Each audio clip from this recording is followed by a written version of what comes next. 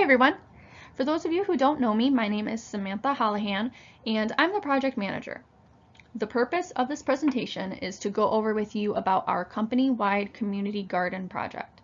I'll let you know our goals of this project, the structure of our timeline, the project's budget, associated risks we'll need to be aware of, and the team that is going to be formed with your help. So to show how much we care about the people within our community, the company would like to give back and ask for your help. Starting a community garden can be a great way to engage with our neighbors, engage with each other, and keep a good image to our company.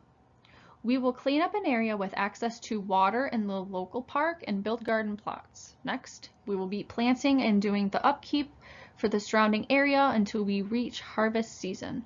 Throughout the life of the project, we will be actively engaging with those we see in the community so they feel welcomed into their park's garden. This project is going to bring benefits to the community, individuals in the community, benefits for the company, and to ourselves. There will be active community engagement for the days we are present at the park. We as a team will have the opportunity to work together in a different space with a different goal. Our company will be recognized for creating maintainable garden plots that will be good for years, and storage will be added along with supplies to help make upkeep on the garden easier. Lastly, the garden is going to produce vegetables of different varieties like tomatoes, cucumbers, squash, beans, carrots, and so much more. We would love to hear from you if you or anyone from your department has any gardening experience or skills. Here is the breakdown of work, which is going to lead us into our timeline, which is more in depth. That's going to be in our next slide. But as you can see here, we have 5 major phases, which is going for in a 90-day period. So right now we are working on project initiation. Next will be garden preparation. The next 3 phases will be focusing on the gardening aspect of the project. But our 4th major phase will be once we start harvesting our vegetables, and then that will lead us directly into the end of our project phase. So here's our timeline. To go more in detail, the first summary of our project will be project initiation. I will create the project timeline with tasks and assignments for each of you and create a communication plan for us to follow. The next steps will be preparing the garden. Those assigned will follow their tasks, which can be cleaning the surrounding area, confirming we have a good water supply, getting a shed and other resources ordered. The third step is our garden phases of 1, 2, and 3. Garden phase 1 will give us time to build our garden beds, set up and organize the shed, fill the beds with dirt, and most importantly, we can go around the park and get engaged with the community there. The next trip there will be garden phase 2, which will be buying and planting the seedlings from a local plant store, upkeep the garden area by weeding, labeling plants, keeping inventory, and as I mentioned before, engaging with the community. Garden phase 3 will be the easiest, but it's going to take us the longest. So each morning, one member of the project team will go in the morning to water the plants until we have reached harvest season. Throughout this phase, we're going to try to stay engaged with the community who's there by offering them to take care of the garden themselves if they'd want. A watering sheet will be posted on our shed. Once we're in the 4th step of our timeline, we should be harvesting our crops.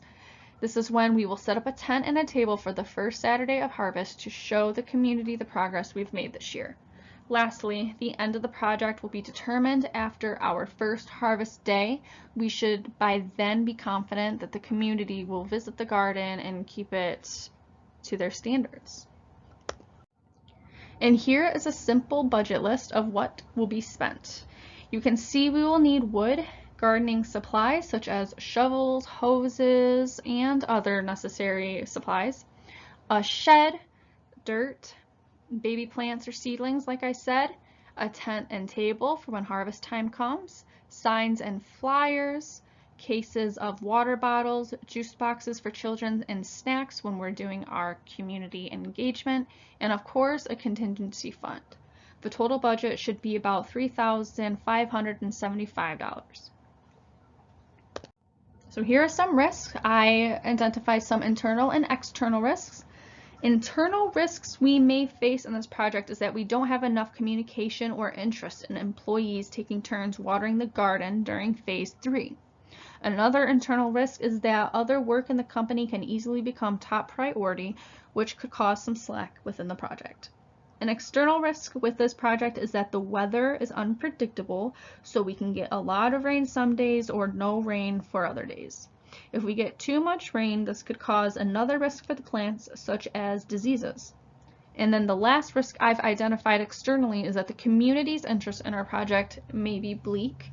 However, let our community engagement dissolve that risk for us. And here's our team. I've collected you all, the heads of our departments, because I will need some support from you. It would be beneficial if each of you could pick four employees that are willing to work on this project for the company. I will have a sheet available near the door for employees' names, numbers, and the department they belong to. They can also give me an email if that's easier.